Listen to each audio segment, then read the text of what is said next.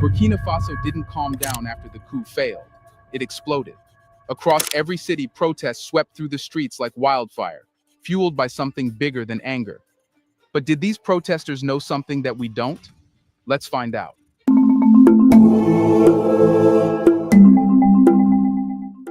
What happened in Burkina Faso after the coup failed cannot be reduced to mere headlines.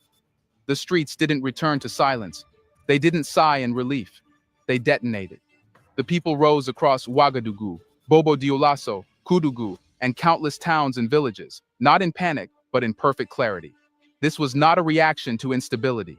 It was a rejection of submission. The protests weren't a side story. They were the real story. The coup may have been crushed behind palace walls, but a revolution had just begun in the streets.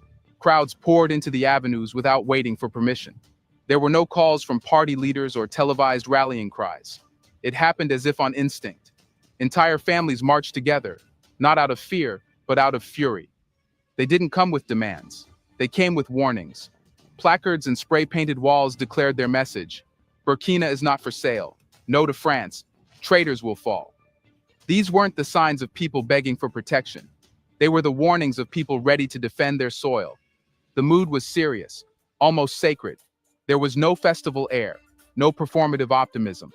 Protesters walked in tight lines, stood in deliberate silence, and sometimes sang old revolutionary songs from the era of Thomas Sankara. Elders joined the youth. Market women walked alongside former soldiers. School children held homemade flags. Each group knew its role. Some organized security, others distributed water, but all moved with the same mission: to show the world that this time, the people were awake, and they would not be lulled back into sleep. Their slogans made it clear. This wasn't about restoring calm. It was about drawing a line that would not be crossed again. The people weren't only reacting to the coup, they were calling out the invisible forces behind it. Their eyes weren't just on the men who plotted in shadows, but on the embassies and organizations that fund silence, push reforms wrapped in chains, and speak the language of peace while practicing sabotage. Protesters pointed fingers at France, the old colonizer whose shadow still lingers, and at ECOWAS, whose recent history of defending neoliberal elites had made it a symbol of betrayal. But beneath the fury was something even more powerful: a deep, righteous certainty. The people knew exactly what they were fighting for. They weren't simply supporting Traore. They were defending the very idea of national self-determination. For many, the failed coup was not the story. It was just the trigger. The real story was the generational rebellion now taking shape on the streets. A rebellion not of bullets and barricades, but of identity and purpose. Young Burkinabé, who had grown up hearing about Sankara but never seeing his vision come alive, were now carrying his torch forward, without waiting for approval. This new generation was not naive. They had seen what happened to leaders who resisted Western control. They had read the history books that erased Africa's heroes and glorified its colonizers. They knew how coups were manufactured, how IMF debt disguised itself as help, how NGOs became fronts for foreign agendas. And still, they came out, not because they expected victory, but because they refused to surrender. There was also an unmistakable visual language that formed organically. People painted red lines across their faces to symbolize blood already shed for freedom. Children held signs that read, "I won't be a slave," while young men carried stones as symbolic weapons, not to throw, but to say they would not run. National flags were everywhere, but they weren't clean official ones. They were dirty, stitched, handwritten, soaked in sweat and dust, like the people themselves. These weren't props, they were shields of defiance. And perhaps the most haunting part of these protests was their calm. These weren't mobs. There were no leaders with megaphones, no politicians hijacking the stage. Instead, the protests looked like a moving ritual, a public prayer for liberation wrapped in thunder. It was as if the land itself was speaking through the people, reminding the world that Burkina Faso wasn't just a nation. It was a memory of freedom still breathing under siege. To the West, this looked like a warning. To the people, it felt like an awakening. These weren't demonstrations to be pacified. They were declarations. And what they declared was simple: we are not scared, we are not small, and we are not going back. They weren't just marching in the streets. They were rewriting who owns the streets. But the street was only the first battlefield. Something far more strategic, far more encrypted, was already taking shape beyond the banners and chants. If the protests were the fire, then online, underground, and unspoken, the people were building a second front. If the protests were the body of the resistance, then its brain was online. And it didn't speak in chants or banners, it spoke in encryption, memes, maps, and coded messages that moved faster than any government could trace. The revolution wasn't just happening in the streets of Burkina Faso, it was being engineered in real time through digital backchannels, curated by a new class of activists who had never stepped into a political office, but understood power like generals. At the heart of this uprising was a generation of Burkinabe youth fluent in both history and algorithms. These weren't rebels in the bush camps. These were cyber revolutionaries, raised on Sankara speeches, YouTube tutorials, and Twitter warfare. Their battlefield wasn't just the avenue, it was the comment section, the group chat, the live stream. And their weapons weren't guns, they were symbols, videos, voice notes, and viral disruption. Coordination was surgical. Entire protest movements were quietly choreographed using encrypted messaging apps like Signal and Telegram. These weren't just for logistics, they were command centers. One group would map police checkpoints, another would monitor the movement patterns of suspected agitators. Digital scouts would track convoy routes and alert crowds in real time. There were even aerial drone videos posted online, not by journalists, but by protest-aligned techies who hacked low-cost drones to film overhead and track security deployments. And then there were the symbolic codes. They weren't loud. They were designed to blend in and infiltrate.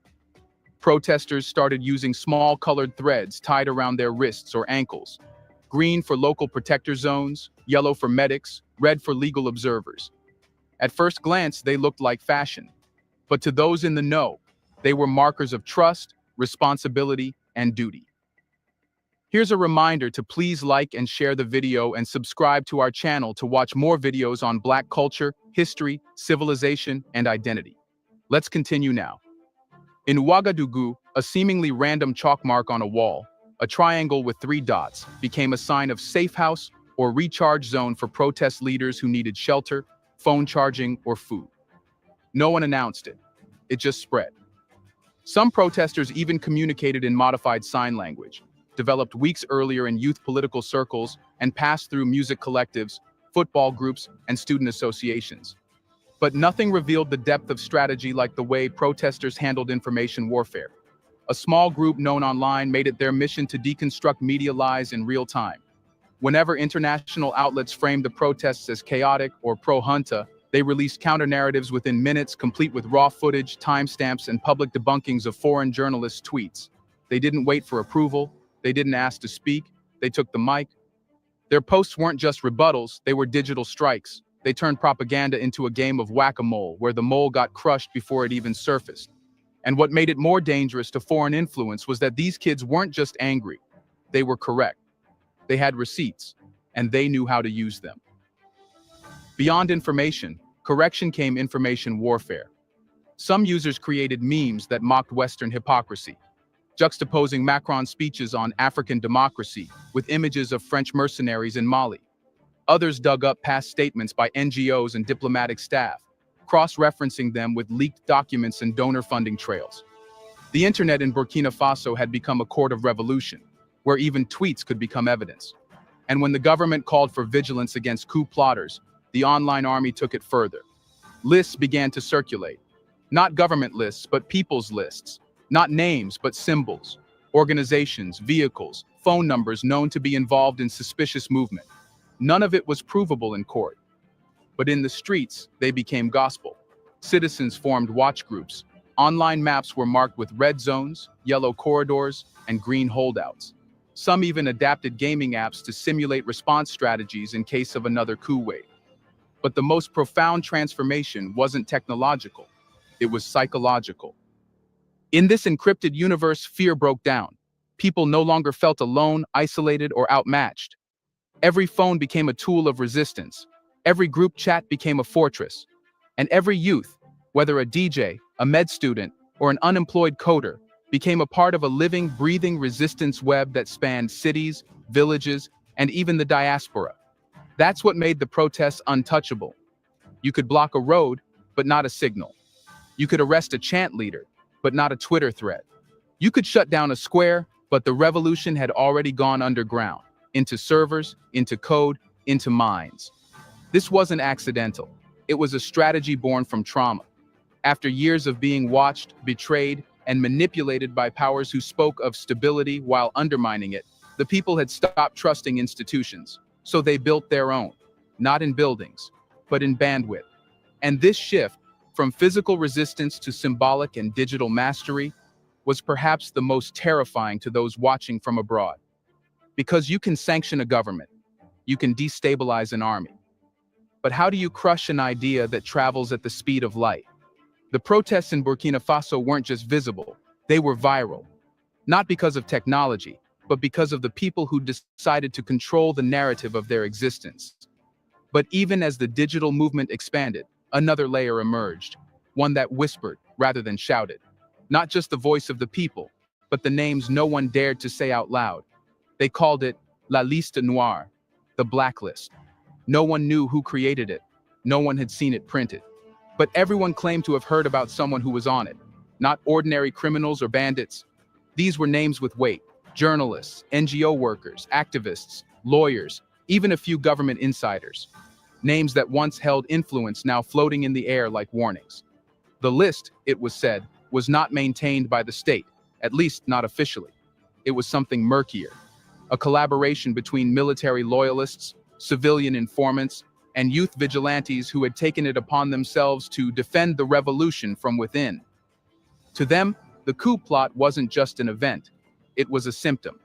And if it happened once, it could happen again. Not unless the virus was found and purged. And so began the hunt for traitors.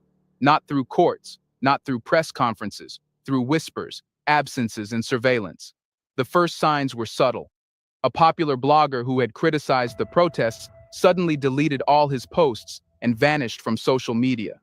A university professor known for liberal ideas missed 2 lectures, then resigned without explanation. A community organizer who worked with a foreign-funded development agency reportedly fled to Togo after pressure from unnamed youth groups. No one admitted to anything. But the silences were loud. Unlike the protests which demanded global attention, the blacklist operated in shadows. And that made it terrifying. Because in a nation already tense from decades of coups and manipulation, silence felt like a scream. When someone disappeared, the first question wasn't, where did they go? It was, who reported them? The pressure to choose a side grew unbearable for many. In neighborhoods where the protests were strongest, neutrality became treason. If you didn't attend a march, if you didn't repost nationalist content, if you stayed quiet, you became suspicious by default. Some say the list didn't even need names, just patterns of behavior. A silent face in a photo, a deleted tweet. And while many feared the blacklist, others celebrated it. To them, it was justice overdue. Burkina Faso had been violated for too long, its sovereignty toyed with by elites who wore African names but carried foreign loyalties. As one protester put it, we don't need trials. The West never gave us trials. They gave us assassinations. We're just finally speaking their language. It was this atmosphere, part paranoia, part purification, that made the moment so volatile. A nation fighting to cleanse itself without knowing how deep the poison ran. And here, something even more dangerous crept in: community enforcement. Youth groups that once organized marches have now began organizing patrols, not to fight insurgents, but to observe their neighborhoods. They checked who was attending political gatherings. They tracked unusual vehicles. Some began publicly confronting individuals accused of being agents of France or ECOWAS. Nothing violent yet, but deeply invasive. Reputation, once a matter of social pride, had become a matter of physical safety. In some cases, it went further. A leaked voice note circulated in a local Telegram group, allegedly featuring a vigilante leader boasting about detaining a former army officer in a re-education compound. The recording, if real, confirmed a long-feared truth. Parallel justice systems were emerging, run not by law, but by loyalty. The military leadership, for its part, remained strategically quiet. They neither confirmed nor denied the existence of the list. When asked, they spoke only of the need for vigilance and national hygiene. It was a careful balance. Acknowledge too much, and you validate fear. Deny too much, and you lose the trust of your defenders. But the people didn't need confirmation. They had already made up their minds. For many, the blacklist wasn't a threat. It was a tool of survival, a way to ensure that the revolution didn't eat itself like all the others, a way to keep the cancer of compromise from returning. If names had to be erased for the dream to live, so be it. Yet not all agreed. Exiled journalists, opposition figures abroad, and some within Burkina's diaspora began to speak out. They warned that the revolution, while righteous, was now walking a thin line between justice and authoritarianism, that in hunting ghosts, it might create new monsters, that in purging enemies, it might lose friends. But those voices were distant. To the people on the ground, surrounded by the smell of smoke and the rhythm of war drums, the choice was clear. Better to lose a few now than lose the nation forever. The list may or may not exist on paper, but it exists in minds, in glances, in the way people lower their voices at dusk. And in a country that has been betrayed too many times, sometimes the fear of betrayal is enough to justify preemptive punishment. Because while some are focused on enemies within, others are watching forces far bigger and more powerful, gathering just outside the gate.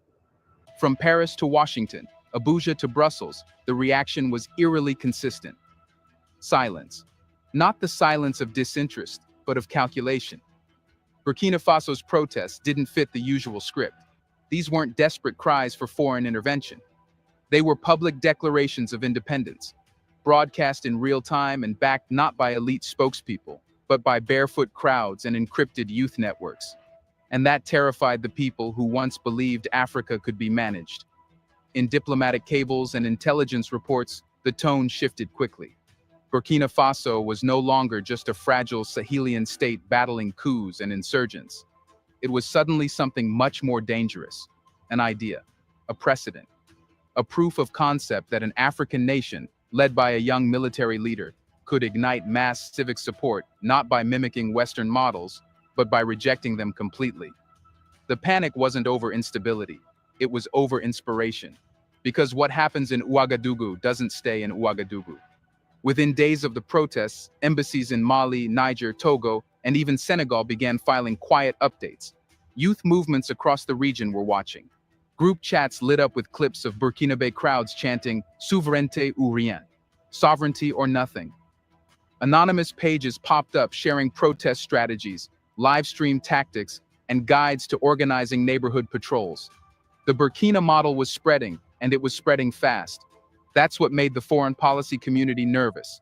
Because this wasn't just about one country pulling away, it was about a continent remembering. Remembering that the Berlin Conference was never consented to. The CFA franc was never voted on. That development had always meant dependency, and security had always arrived in foreign uniforms. In private, French officials reportedly described Burkina Faso as a rupture point. Not because of any military breakthrough, but because of the optics. A former colony that no longer cares if it gets punished. Captain Traore's defiance wasn't diplomatic theater. It was the posture of a man who had calculated the cost of rebellion and accepted it with both hands. That kind of leadership, especially when backed by the streets, is radioactive.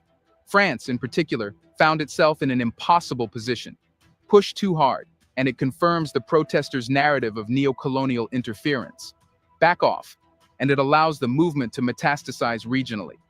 French media scrambled to reframe the protests as anti-democratic or populist, quietly linking them to Russian influence or regional destabilization.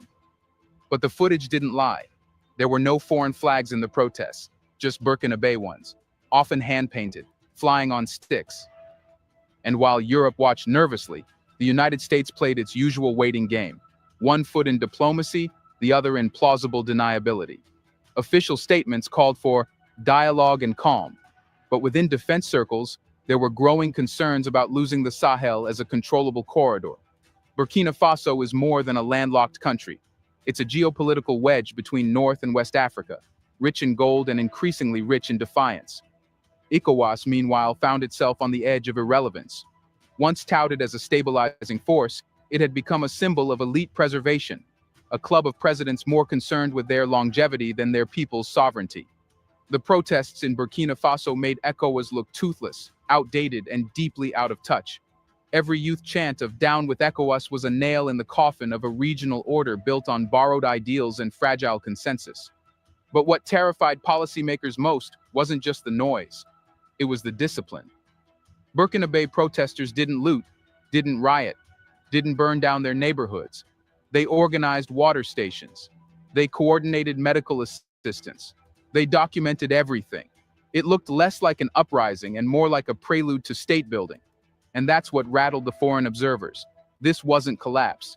It was conscious reinvention. Even more worrying was the ideological clarity.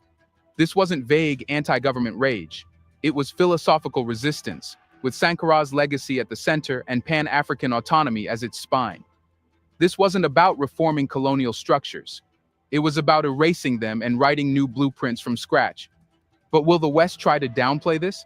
Can they even do it? Let us know in the comment section. Is Africa awake now? Do you want to watch more videos like this one? If so, subscribe to our channel and press the bell icon next to it. We have decided to bring videos on something nobody talks about: the Black culture, civilization, history, and evidence about how glorious Blacks have been. Thanks for watching, and until the next video, stay tuned.